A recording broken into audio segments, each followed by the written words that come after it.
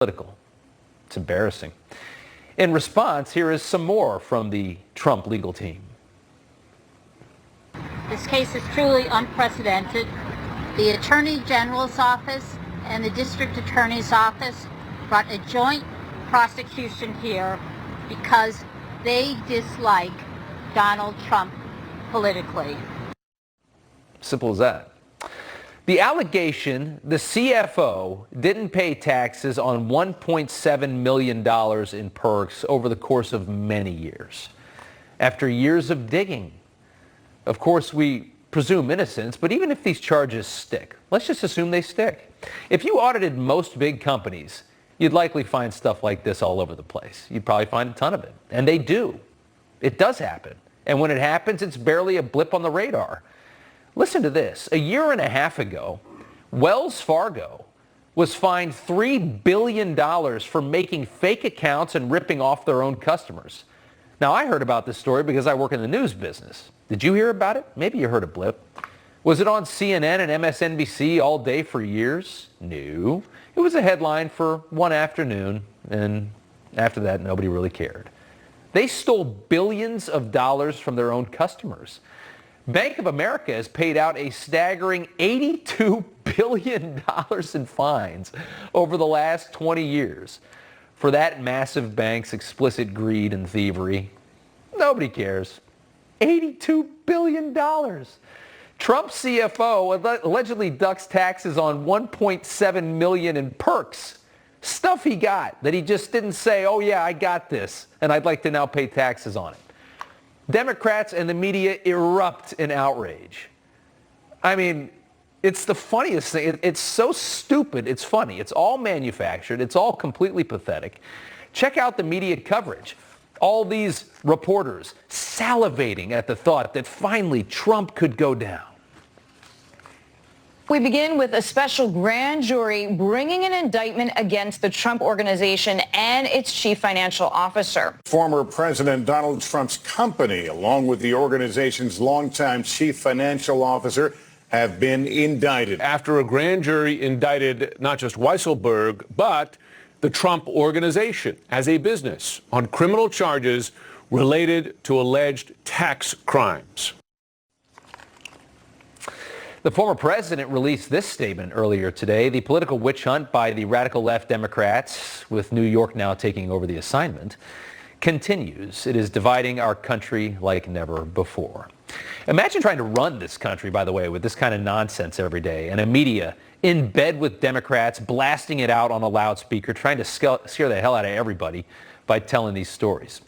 Meanwhile, a much more plausible corruption story has been unfolding and is completely ignored. President Biden's son Hunter, a new one today even, leaving a digital trail of breadcrumbs leading to corruption. It's become clear that the president himself was in on these deals, as Hunter used his father's position as vice president at the time to enrich himself and enrich his family. That is what I call a big-ass story. For years now, Biden has denied ever knowing what his son was up to. Here he is.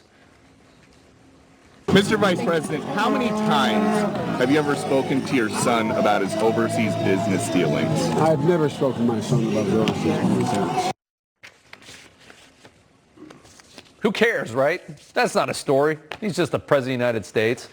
A breaking story from the Daily Mail reporting today. Joe Biden himself entertained Hunter's Mexican billionaire business associates in the vice president's office in 2014 and even flew with his son to Mexico City on Air Force Two so Hunter could attend meetings over a, quote, flippin' gigantic deal. Yes, Hunter the crackhead, Hunter the kid that knows how to do nothing except extort money, it would seem. This story even comes with pictures, too, which is great. The media loves pictures. This is what usually makes a great story. I don't know how they ignore all this. This picture was reportedly taken in the vice president's residence at the Naval Observatory. You can see Hunter, you can see Joe, and a whole bunch of rich Mexicans. Looks like fun.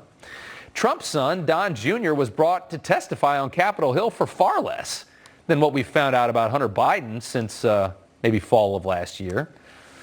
The media went insane over some very weak links between Trump and Russia. I mean, they get the smallest little morsel, and it would be a story for 2 months. They jam it down your throat, and you couldn't avoid it. And then it all blew up in their faces, and we laughed like hell. But on this story, on Hunter and Joe, together, abusing the office, making money off the office, that's just what politicians do. We can't report this. There's no room in NBC Nightly News for this story tonight. We got to talk about Trump's CFO failing to pay taxes on a set of golf clubs he got from Donald Trump 20 years ago. They're complicit. The media will protect the Biden presidency at any cost. The politicized DOJ ignoring this as well, which is even more shameful. Just imagine if these stories about Hunter in Ukraine, Hunter in China, now Hunter in Mexico, with Joe Biden standing right there, were all Don Jr. And Trump was taking Don Jr. to Mexico to score a big deal for Don Jr. and make a fortune. Can you imagine? Can you imagine CNN? I mean, literally your television would explode. They'd be making so much noise. You remember this old photo? Biden golfing with Hunter's Ukraine business partner, Devon Archer, a man who Joe Biden claimed he had never met. Oh, yeah, except at the time we spent 6 hours playing terrible golf together. This email to Hunter Biden from a Burisma advisor thanking him for the opportunity to meet Joe Biden. That's right, crackhead Hunter got himself a job making $80,000 a month. I'm jealous. I'd love to make that kind of money. Ask Democrats and the media, nah, nothing to see here. That's no big deal. Who cares? Utterly pathetic behavior by the party in power and, of course, their colleagues, the establishment media.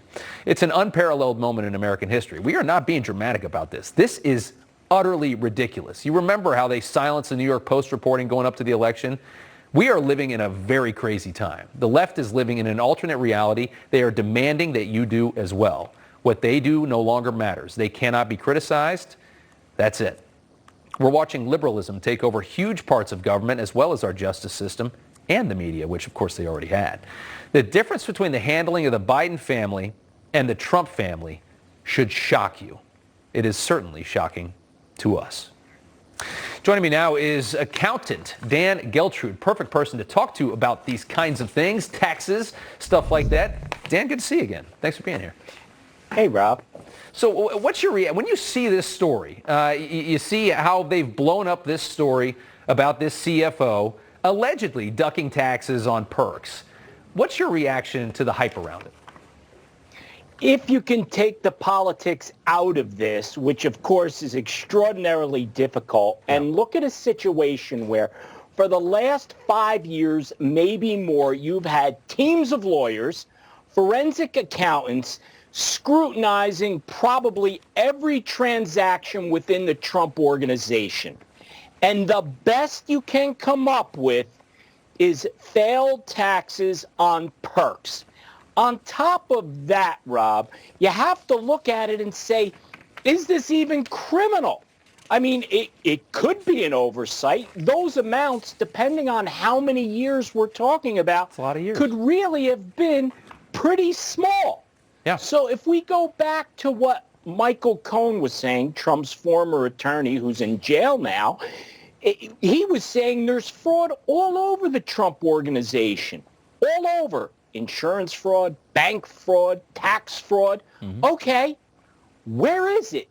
The IRS has been auditing Donald Trump for many years and probably the Trump organization.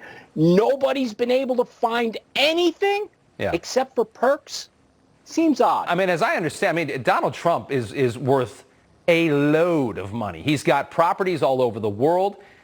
It's billions and billions and billions of dollars, and we're talking about this is over the course of potentially 15, 20 years, and it's 1.7 in perks, which would mean potentially it's only, what, a couple $100,000? It would be like a couple $100,000 fine, potentially, for a company that is worth in the billions of dollars. I mean, to me, that would be the IRS calls you, hey, dummy, you missed this. Now you owe us, the $250,000 in taxes, plus we're going to fine you another however much. I mean, does that seem like the way this would go down? I'm not an accountant. I don't know. But that's just, from the stories I hear, that's the way I would think this would go down.